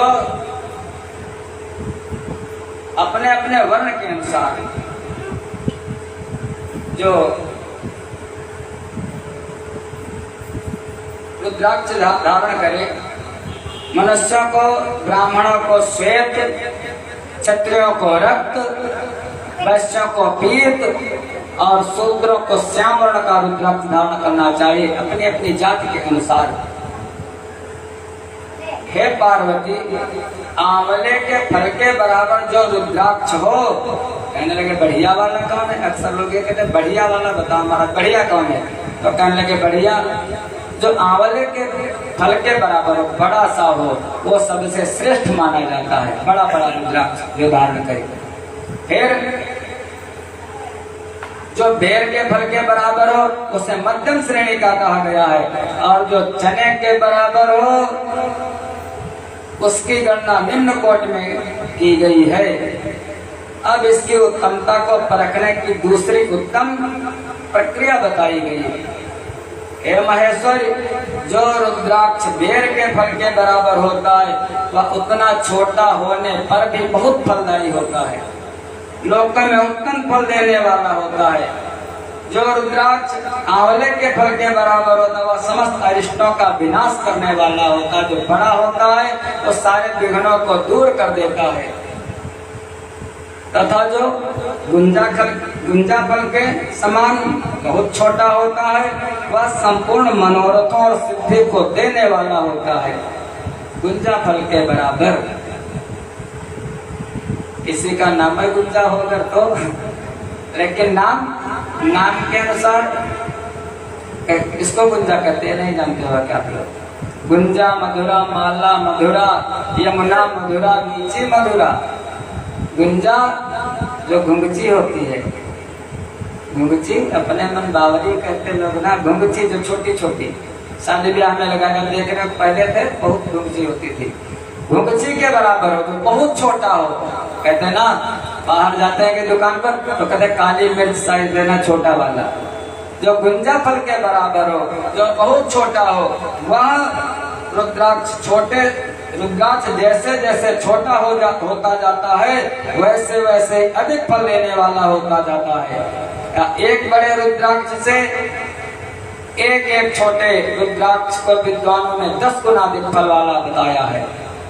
पापों का नाश करने के लिए रुद्राक्ष धारण करना आवश्यक बताया गया है। भैया जिसको अपने पाप खत्म करने हो वो रुद्राक्ष को धारण करे, शर्म ना करे, रुद्राक्ष धारण करे, ऊपर भी पहने और अपने अंदर भी पहने, शरीर से भी स्पर्श करे या नहीं, अंदर बाहर सब रुद्राक्ष धारण करे। भगवान शिव को वो तो कहते भगवान शिव रुद्राक्ष का मुकुट बना ले, हाथों में पहन ले, यहाँ बाजूबंद बना ले। भगवान शिव कहते हे पार्वती अंग अंग में रुद्राक्ष धारण करे। जो लाखों रुद्राक्ष धारण करता है वो मुझको बहुत प्रिय होता है। भगवान भोले के भक्तों को देखो कितने कितने रुद्राक्ष धारण करते हैं। पार्वती जी ने पूछा बताओ प्रभु अच्छे भी होते हैं रुद्राक्ष, खराब भी होते हैं, दूषित कौन होते हैं, किनको धारण करना चाहिए किनको नहीं धारण करना चाहिए। बोले बाबा कहने लगे देवी समान आकार प्रकार वाले, चिकने हो, मजबूत हो, स्थूल हो और जिनमें उभार जैसा हो, वो कंटक युक्त हो तो हो लेकिन चिकने हो, उभरे हुए छोटे छोटे दाने वाले हो और सुंदर रुद्राक्ष अभिलषित पदार्थों के दाता तथा सदैव भोग और मोक्ष देने वाले होते हैं। आंखों धरे लेकिन ऊपर से चिकने हो। लेकिन जिनको कीड़ों ने दूषित कर दिया हो, घुन गए हो या कीड़ा लग गया हो, जो टूटा फूटा हो, जिसमें उभरे हुए दाने ना हो, रुद्राक्ष तो लेकिन चिकना हो, दाने उभरे ना हो, वो नहीं। जो पूरा पूरा गोल ना हो, इन 5 प्रकार के रुद्राक्षों का त्याग कर देना चाहिए। जिस रुद्राक्ष में अपने आप ही डोरा पिरोने के योग्य छिद्र हो गया हो वही उत्तम माना जाता है। जो रुद्राक्ष होता है उसमें वो ताका डालने के लिए छिद्र स्वयं होता है, छिद्र करना नहीं पड़ता। लेकिन जिसमें मनुष्य के प्रेम से छेद किया जाता है वह मध्यम श्रेणी का होता है। जिसमें मनुष्यों के द्वारा छेद किया गया उत्तम नहीं, वो मध्यम माना जाता है। जिसमें स्वयं छोड़ उत्तम माना जाता है। रुद्राक्ष धारण करने से बड़े बड़े पाप नष्ट हो जाते हैं, पापों का नाश हो जाता है। मूल मंत्र जब धारण करे ओम नमः शिवाय करके रुद्राक्ष की माला को पहन ले। पार्वती जी ने कहा भोले बाबा क्या सबको पहनना चाहिए, कोई नियम भी है इसको धारण करने के? भोले बाबा ने कहा नियम तो हर बात के हर चीज के होते हैं पार्वती, नियम बस इतना है जो रुद्राक्ष को धारण करे वो क्या करे, मदिरा मांस का सेवन ना करे। अगर करेगा तो फल पाएगा। रुद्राक्ष भी धारण करा रहे, हनुमान जी की पूजा भी करता रहे और जाकर के लगाता भी रहे तो फिर उसका आगे विनाश हो जाएगा। रुद्राक्ष धारण करे, मदिरा का मांस का। हे पार्वती, भोले बाबा अपनी भाषा में कहते हैं ब्राह्मण क्षत्रिय गृहस्थ वानप्रस्थ सन्यासी सब रुद्राक्ष धारण करने के अधिकारी हैं, किंतु रुद्राक्षधारी पुरुष अपने खान पान में मदिरा, मांस, लहसुन, प्याज, सहीजन, लिसोड़ा आदि को त्याग दे गिरिराज नंदिनी घूमे, इससे बहुत बड़ा फल प्राप्त होता है। अब भैया अगर इन चीजों का त्याग कर सकना, मान लिया रुद्राक्ष की धारण भी माला करो और क्या लहसुन प्याज भी खाते रहो, अरे वो तो सत्वगुण है। तो लहसुन प्याज स्पष्ट लिखा शिव पुराण में, लहसुन प्याज खाने वाले को रुद्राक्ष की माला धारण नहीं करनी चाहिए। मदिरा मांस की तो बातें छोड़ दो, ऐसा नहीं। अगर करोगे तो फिर उसका विपरीत फल होगा, फल बढ़िया नहीं होगा। इस प्रकार से भगवान ने रुद्राक्ष की महिमा बताई।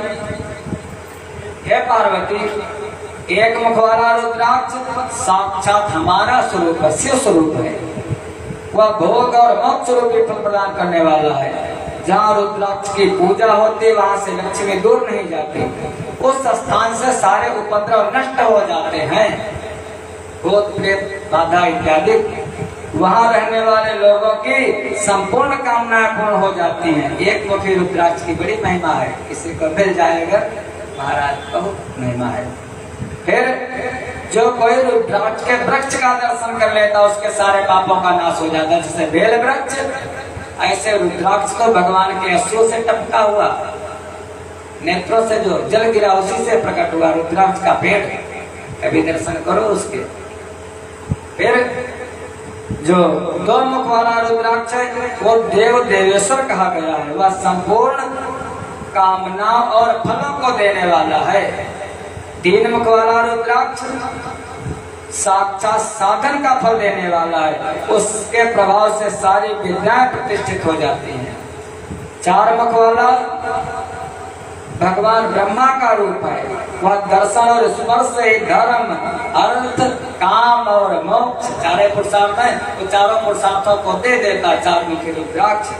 पांच मुख वाला साक्षात काल अग्नि रूप है, वह सब कुछ करने देने में समर्थ है पार्वती पंचमुखी। और छह मुखों वाला रुद्राक्ष कार्तिकेय का स्वरूप है, जो हमारे बेटे खड़ानंद जो छह मुखी है उनका स्वरूप माना जाता है। यदि दाहिनी बाह में उसे धारण किया जाए तो धारण करने वाला मनुष्य ब्रह्म इत्यादि पापों से मुक्त हो जाता है, इसमें संशय नहीं है। छह मुखी दाहिनी हाथ में बांध ले, बड़े बड़े दोषों से मुक्त हो जाता है। हे पार्वती, ये तो मेरा ही स्वरूप है, ऐसा मैंने बताया। अंत में फलश्रुति बताते भोले बाबा, रुद्राक्ष की माला धारण करने वाले पुरुष को देखकर, जो रुद्राक्ष की माला धारण करता है उसको देख करके भूत, प्रेत, पिशाच, डाकिनी, शाकिनी तथा जो अन्य द्रोहकारी राक्षस आदि वे सबके सब दूर भाग जाते हैं। जो कृत्रिम अभिचार प्रयुक्त होते हैं वे सब रुद्राक्षधारी को देखकर सत्संग और दूर खिसक जाते हैं। जैसे कहते वास्तु दोष है, ग्रह दोष है, नक्षत्र दोष है। जो रुद्राक्ष की धारण करता है माला, उस पर भगवान का अनुग्रह होता भोले बाबा का। कहते क्रूर ग्रहों का दोष है, वो ग्रह जो है ग्रह क्या कर सकेंगे, अगर भोले बाबा का अनुग्रह हो जाए तो सारे ग्रह एक तरह। इसलिए पार्वती रुद्राक्ष मालाधारी पुरुष को देखकर मैं भगवान विष्णु, देवी दुर्गा, गणेश, सूर्य तथा अन्य देवता भी प्रसन्न हो जाते हैं। मैं तो प्रसन्न होता हूँ जो पंच देवता बताए गए, भगवान नारायण भी, देवी दुर्गा भी, भगवान गणेश भी और भगवान सूर्य भी जो रुद्राक्ष को धारण करता उसको देख करके प्रसन्न हो जाते हैं। हे महेश्वरी, इस प्रकार रुद्राक्ष की महिमा को जानकर धर्म की वृद्धि के लिए भक्त पूर्वक पूर्वोक्त मंत्रों का विधिवत उसे धारण करना चाहिए।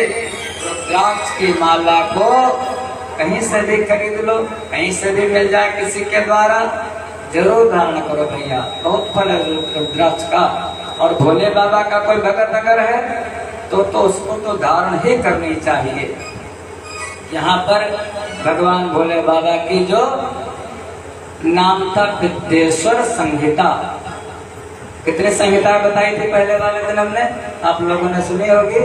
शिव पुराण में कितनी संहिताएं हैं? हाँ भाई, क्या नाम है पीछे वाला? तो उज्जवल। अब उज्जवल है तो वास्तव में उज्जवल होगा आगे, वो बता रहा हो।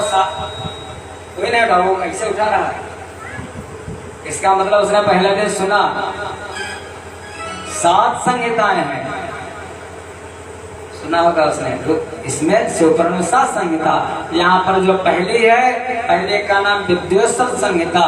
विद्येश्वर संहिता यहाँ से पूर्ण होती है, जो कुछ शौचाचार, सदाचार, भस्म धारण, भगवान का प्रसाद ग्रहण करना चाहिए, ये सब यहाँ पर पूर्ण हुआ। अब जो है दूसरी संहिता का नाम है रुद्र संहिता, उसमें हम लोग प्रवेश करते हैं। वंदे देव उमापतिं सुरगुरुं वंदे जगत कारणं वंदे पन्नगभूषणं मृगधरं वंदे पशूनां पतिं वंदे सूर्य शशांक वन्यनयनं वंदे मुकुंद प्रियं वंदे भक्तजनाश्रयं च वरदं वंदे शिवं शंकरं। प्रेम से बोलो शंकर भगवान की जय। सूत जी बोले, हे ऋषियों अब क्या सुनोगे? सौनकादिक ऋषियों ने कहा, प्रभु मैंने सुना है कि भगवान शिव जो हैं, भगवान शिव की महिमा अपरंपार है।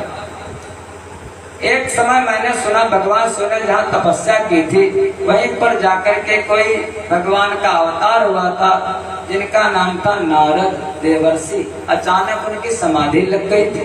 वहाँ पर क्या खास बात थी उस गुफा में?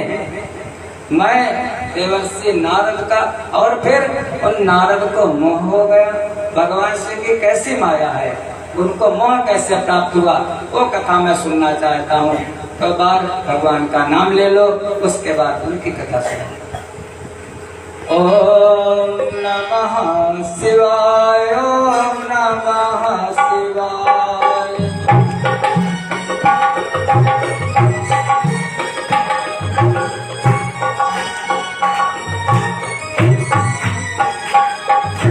हर हर भोले नमः शिवाय।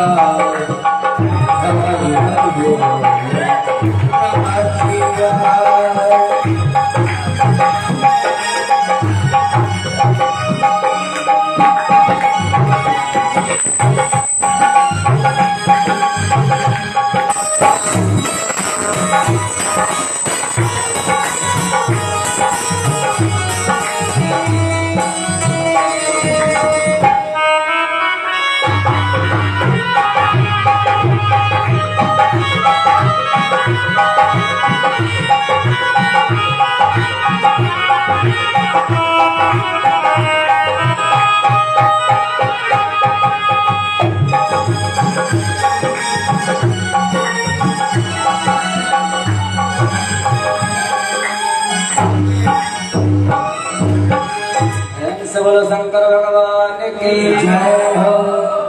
सूत जी बोले, हे ऋषियों, देवर्षि नारद एक दिन कहीं पृथ्वी पर घूम रहे थे, विचरण कर रहे थे।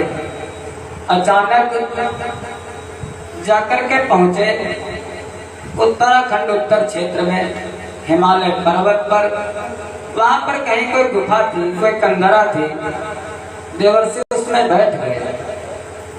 वो गुफा कोई और नहीं थी, गुफा वो थी जहाँ पर भोले बाबा ने कामदेव को जला करके भस्मीभूत कर दिया था।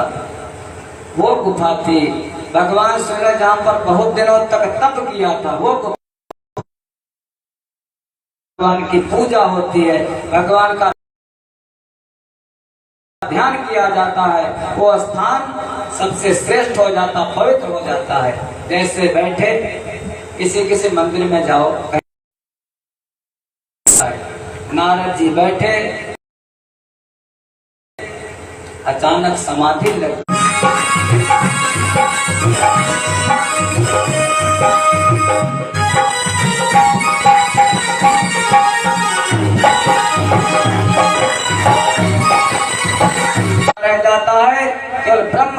ऐसा सच्चिदानंद परमात्मा तो अंदर भी है, हमारे अंदर, सबके अंदर। तो ब्रह्म हो, अपने आप को क्या, अहम ब्रह्मास्मि, ब्रह्म कौन, कहीं बार ब्रह्म मैं ही हूँ। नारद जी की समाधि लगी तो बस रामचरितमानस में सरथ के जाए हम पित बचन मान बन आए, परिचय दे दिया अपना। नाम राम लक्ष्मण दो भाई, संग नारी सुकुमार सुहाई, निश्चर बैठे। हनुमान जी ने, क्योंकि ज्ञानियों में श्रेष्ठ कहने लगे, वाल्मीकि रामायण में स्पष्ट है, देह दृष्टया तुका सोहम, जीव दृष्टया तुदंसकः, वस्तु तस्तु तद। तो परमात्मा ईश्वर हो तो जीव की दृष्टि से मैं तुम्हारा अंश हूँ, और प्रभु वस्तु तस्तु तदेवास्मि, अगर वस्तुतः देखो, तत्व की दृष्टि से देखो तो वस्तु तस्तु तदेवास्मि, इतमे निश्चला मति। को ज्यादा बढ़िया बजा रहता था हमें, हमसे बड़ा कौन है। तो एक को दूसरा हमारा पद छीन लेगा। ये कुर्सी सबको प्यारी होती है, इसको देवराज इंद्र को अगर हम पूजा पाठ करने लगते हैं, देवताओं को अच्छा नहीं लगता।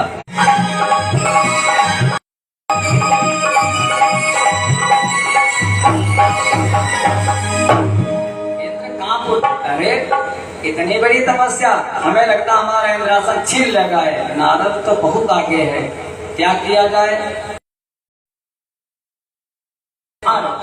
कोई कुत्ता भक्त का अधिकार है, वो तेरा सिंहासन क्या करेगा। लेकिन क्या किया इंद्र ने तुरंत अपनी सेना को भेज दिया। इसको कामदेव जाओ, जाकर के जी से, भगवान के भक्त से कामदेव पराजित हुआ। लेकिन कामदेव ने जाके रक्षक चक्र, रक्षा किसने की, कहते हैं बाबा भगवान पर भरोसा करो, अहंकार ना है बस।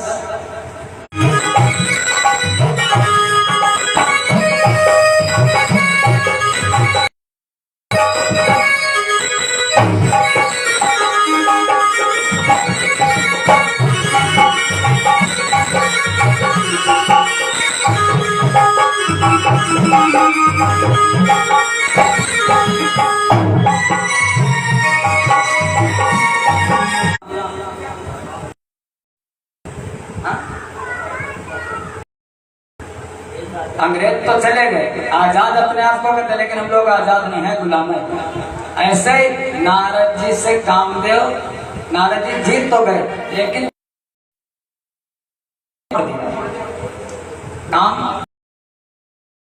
काम में बहुत सिखा ली भाई। तो हमारे बेटे हो, ठीक बात है, काम तो कोई जीतना, और जीत लिया है। अगर ये बात कभी बताना मत किसी से, हमको बताया सो बताया, लेकिन आगे किसी को मत बता।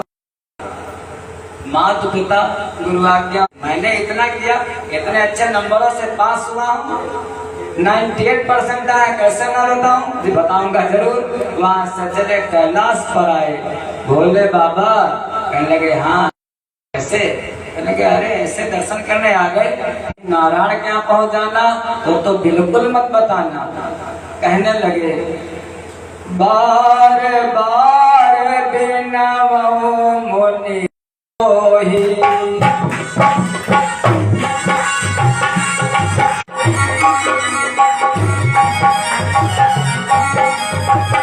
तुम्हें जनिहारी सुनायो कबहू,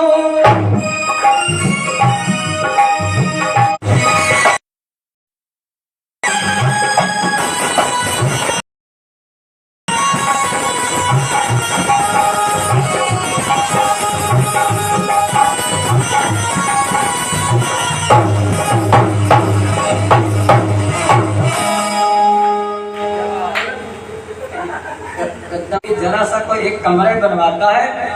चलो महाराज देख लो, चलो दिखाने के, अरे महाराज देख लो। ठीक है, क्या हुआ, एक बार देवराज इंद्र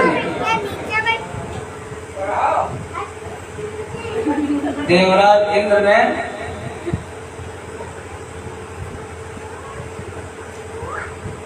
पर एक ऐसा कहीं के लोग बताते हैं, वर्णन करते हैं कि कड़ाही रखे रहते हैं अपने सर पर।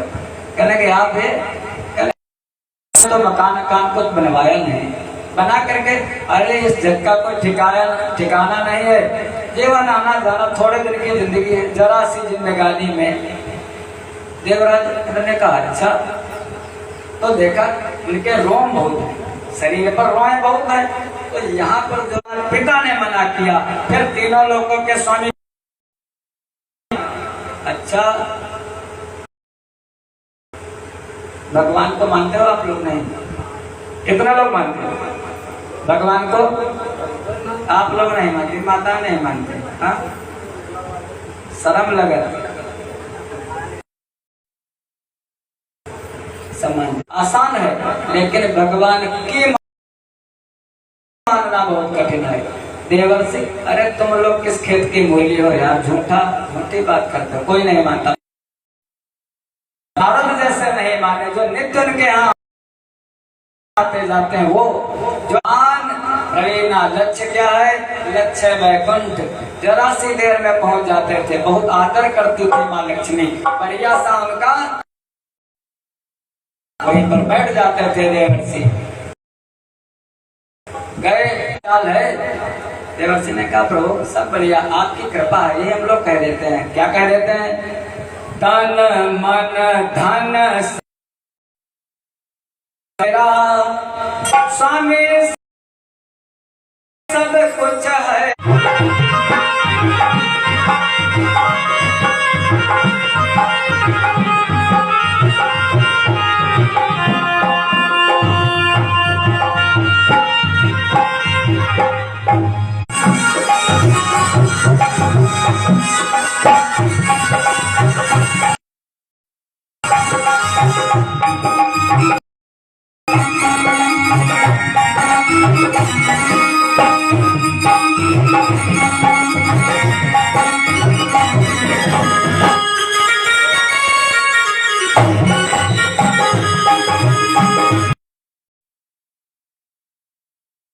लेकिन फिर भी सब कुछ बता दिया। कौन? भगवान की माया। भगवान ने कहा देवर्षि मैं तो जानता हूँ ब्रह्मचरज, तुम रति मत धीरा, तब तो ब्रह्मचर्य में रमण करने वाले तुम्हारे अभी तक हुए नहीं। जब यमराज आए महाराज देख करके चकित रह गए, किसको ले जाऊं? एक है जैसे पांच, जैसे पहले को हुआ था एक बहुत क्रूर शासक था जिसका नाम था सद्दाम हुसैन। 12 सद्दाम कहेगा, अगर हमको कहीं मिल जाता कलाकार तो उसको धोती कुर्ता धन और बड़ा बड़ा बहुत देता, इनाम देता उसको। अरे जैसे अपनी प्रशंसा सुनी, अरे वो बीच से निकल कर कह रहे मैंने तो बनाए हैं।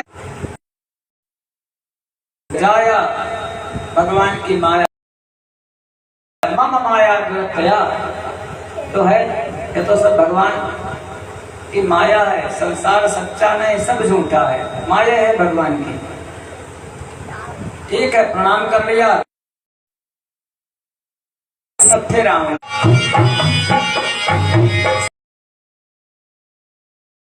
निवास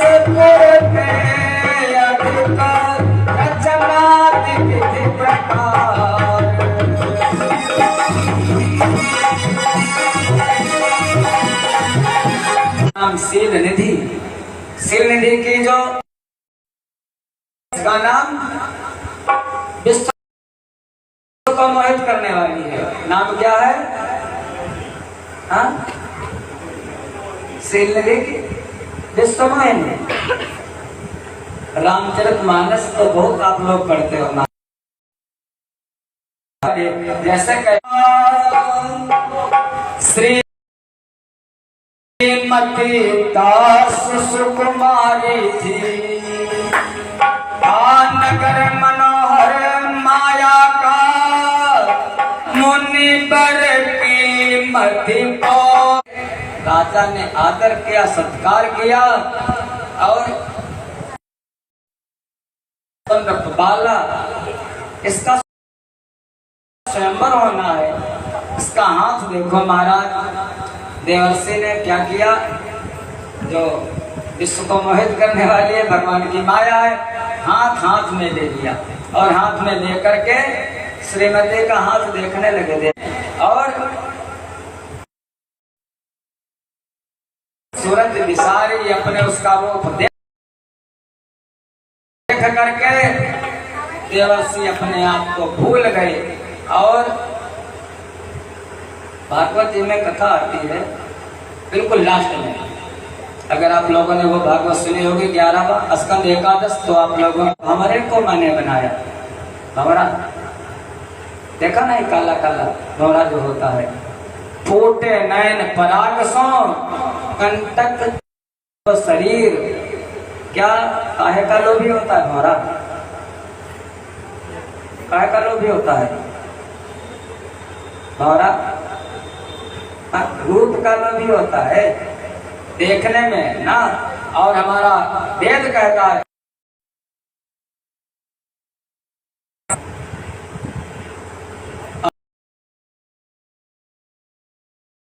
कहे किसी मंजू सुहागिन की, जिसे नागिन सी डस जाती नहीं, लड़ चंचल आंखें सुदूर ही से।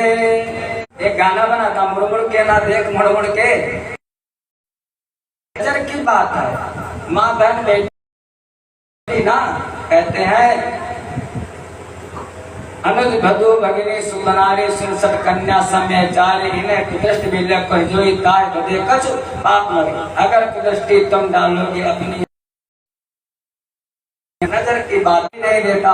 और जो काम के वशीभूत हो जाता है, माया से मोहित हो जाता है, अर्था तुराणाम न गुरु न बंधु, कामा तुराणाम न भयम न लज्जा। देवर्षि मन में आया ये मेरा वर्ण कर लेती।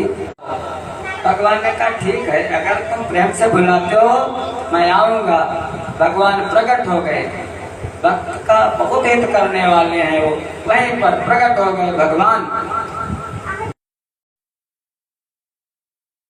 करना कहने लगे, जे विधि होय ना तहित मोरा, करौ सो बेगी दास मैं तोरा।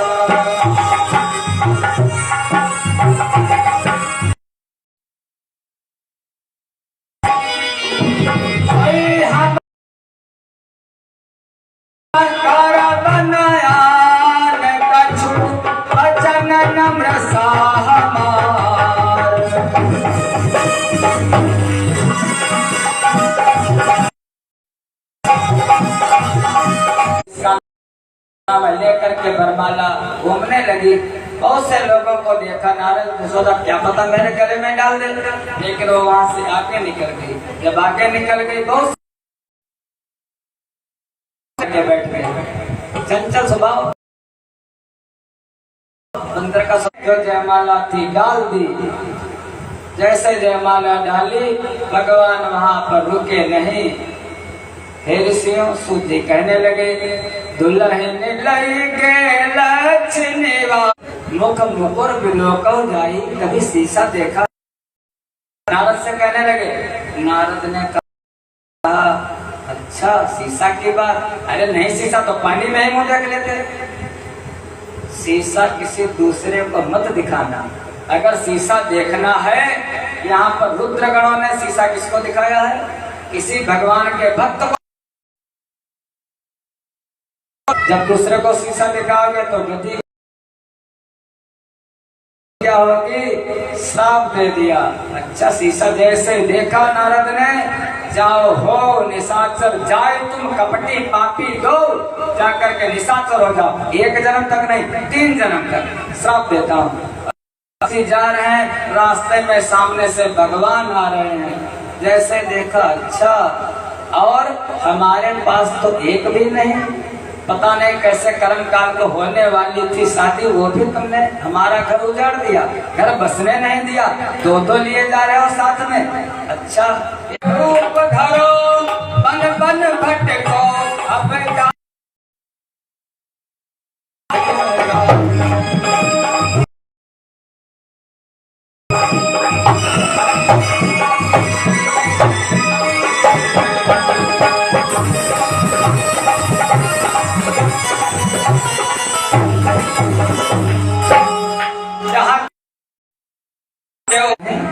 आप रमामन चाल स्वार्थ साधक सिद्ध तुम सदा कपट व्यवहार, बहुत दिनों से याद पाला हमसे पड़ा है तुम्हारा, जहाँ की तहाँ सबको ठगा तुमने, देवताओं को अमृत और दैत्यों को मदिरा नहीं गया,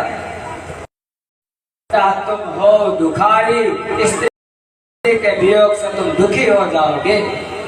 अच्छा इतना सब कुछ नारद बकते रहे, लेकिन वो कौन है? शांताकारं भुजग शयनम वो आप क्या पुण्य किए बताओ? भगवान तो महाराज हो, भगवान परमात्मा है, उन पर विश्वास करो। अब ऐसे नारद पता नहीं क्या क्या कहते रहे, नारायण चरणों में गिर गए, प्रभु बहुत बड़ी गलती हुई, क्षमा कर दो हमको, मैं बार बार आपसे क्षमा मांगता हूँ। भगवान ने कहा देवर्षि ये सब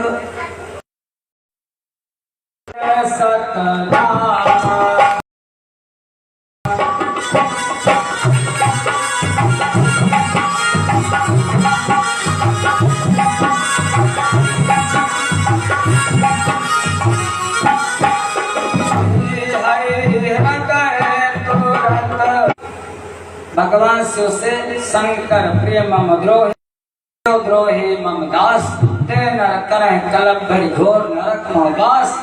भगवान शिव से बढ़कर के तो मुझे प्रेम है, उन्हें क्या भजन करो, उन्हें की पूजा करो, उन्हें का नाम लो, और कैसे पूजा करो, उनकी पूजा भी करना। जैसे एक बार महाराज के हम लोग बहुत खुश हो जाते हैं भाई, वो सब अपने मदरसे से देते हैं और हम लोगों को क्या अपने मंदिर में ले जाने में। बच्चे को यही नहीं मालूम होगा गीता जी में क्या, रामायण में क्या, शुरू से संस्कार जो देता है अपने बच्चों को कथा में, और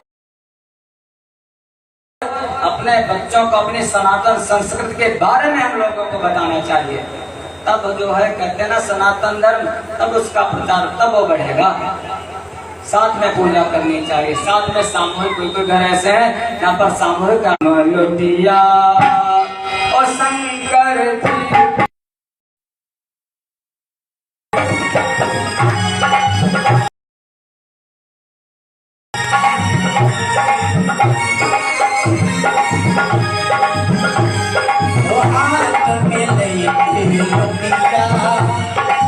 शिव शंकर की बतिया, अपना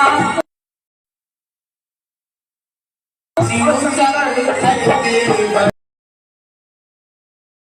बतिया, ओ हाथ बतिया, शिव शंकर की बतिया।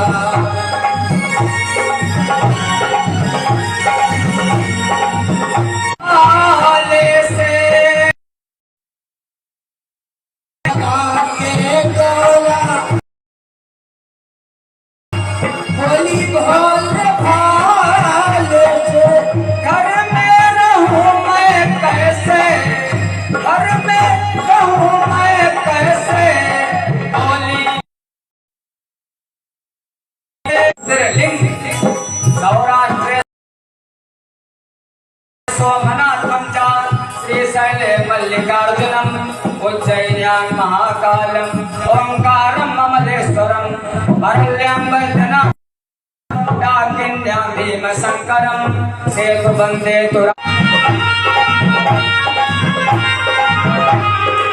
अम्मा पूजय पप्पा पूजय पप्पा पूजय संगम पूजय विद्या संगम पूजय विद्या हाथ लैके लटिया हो शिव संग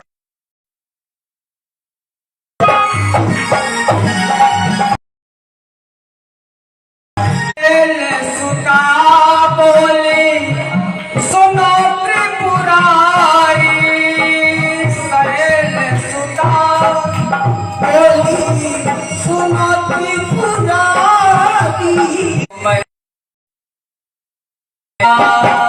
नंग धड़ंग रहते हैं हमारे तीर लंगोटिया बने प्रभु तुम हमारे घटिया लंगोटिया बने प्रभु हमारा घटिया पूजय विद्या लैके हाथ मलुटिया शिव शंकर की बतिया हो लैके हाथ मलुटिया हो शिव शंकर की बतिया नंगे हो चाहे धड़ंगे हो चाहे उगाड़े कैसे भी हो लेकिन मैं केवल तुम्हारी हूँ मैं तुम्हारी आदि शक्ति हूँ मैं तुम्हारी प्रकृति हूँ प्रभु तुम पुरुष हो तुम्हारे अलावा कोई नहीं हमारा बस एक ही धर्म कहने लगी बोले माता पार्वती अरे एक नहीं मौत जन्म तुम्हारे संग गुजारे नाराज मत हो बस एक बार मान जाओ अब गुस्सा मत करना हम पर छोड़ना मत एक बार दे अखिया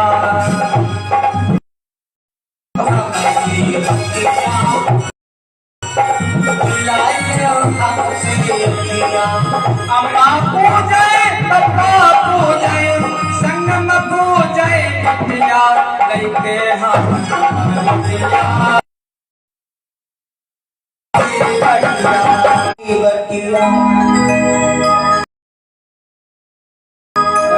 बोलो शंकर भगवान की जय हो शिव महापुराण की जय हो इस प्रकार से देवर्षि नारद ने भोले बाबा की पूजा की यत्न पूर्वक में जो नारद जी ने चिंतन किया था केवल ब्रह्म के मन में विचार आया जो मूर्ति रहित पर ब्रह्म है उसी की मूर्ति चिन्मय आकार भगवान सदा शिव है वो ब्रह्म कौन सदा शिव ही है जो अर्वाचीन और प्राचीन चंद्रमा विराजमान है बाल माने मस्तक और चंद्रमा है उनके तीन तीन नेत्र हैं उनका चित्त सदा प्रसन्न रहता है भोले बाबा का और वे 10 भुजाओं से युक्त और त्रिशूलधारी हैं गंध स्वरूप हैं उस मनोरम क्षेत्र में नित्य निवास करते हैं ऐसी छटा है काशी की और इस समय का ऐसा राजा जो महाराज काशी को काशी बना दिया भोलेनाथ का या पूरा अंदर का जो गर्भ रहा है ऐसा राजा इस समय स्वर्ण से पूरा सोने से मढ़ दिया गया काशी जी का भोले बाबा का मंदिर ऐसा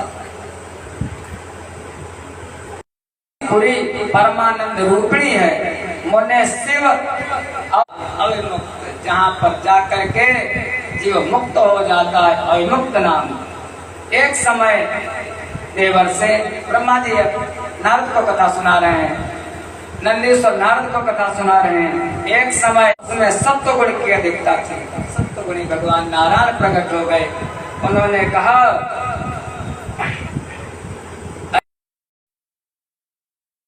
सारे जगत में व्यापक हो गए सारे जगत में व्याप्त हो जाओगे, इसीलिए तुम्हारा नाम होगा विष्णु। ऐसे भगवान ने सृष्टि की, इसलिए भगवान विष्णु व्यापक है। ऐसे भगवान धीरे धीरे सृष्टि बढ़ी, कुछ पसंद है, लेकिन अगर कोई उनके मृत्युंजय मंत्र का जाप करता है वो भगवान शिव को बहुत प्रिय होता है। अगर कोई 5 लाख महामृत्युंजय का जप कर लेता है वो शिव स्वरूप हो जाता है। जप की इतने में भगवान की पूजा करे। जैसे पुत्र की अभिलाषा हो, जो बेटा चाहता हो वो धतूरे के पुष्प से भगवान की पूजा करे। लाल डंठल वाला धतूरा ज्यादा भगवान का पूजा में नहीं लगोगे। चंपा माने केतकी, चंपा नहीं, वो केवड़ा।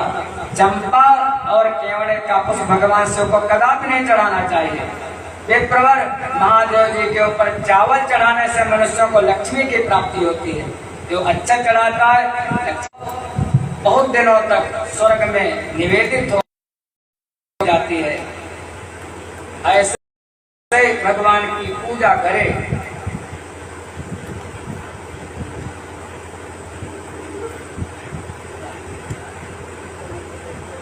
लाल और सफेद आग, लाल कौड़ा मिल जाए बढ़िया बात। एक करवीर का पुष्प, करवीर के पुष्प से पूजा करने पर शत्रुओं को मृत्यु देने वाली होती है। कोई शत्रु जिसको पराजित करे, परेशान करे, वो करवीर का पुष्प चढ़ाए।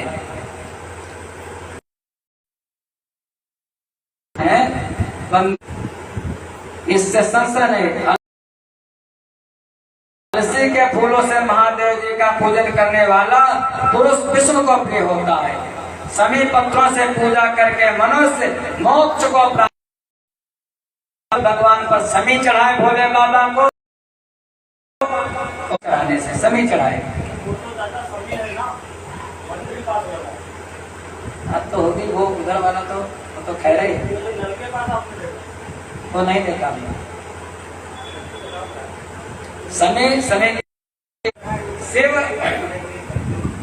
जो कोई बेला के फूल चढ़ाने पर भगवान शिव अत्यंत शीघ्र शुभ लक्षणा पत्नी प्रदान करते हैं। शुभ लक्षणा बढ़िया वाली लक्षण जिसके ठीक ठाक होंगे, बेला के फूल ढूंढ करके लाओ और चढ़ाओ, बढ़िया सी पत्नी मिलेगी। अब हमने तो भाई कनेर के पूजा करने से मनुष्य को, कनेर ज्यादातर हम लोग चढ़ा देते हैं, क्या मिलता है? वस्त्रों की प्राप्ति होती है, उसको वस्त्र मिलते हैं कनेर के चढ़ाने से।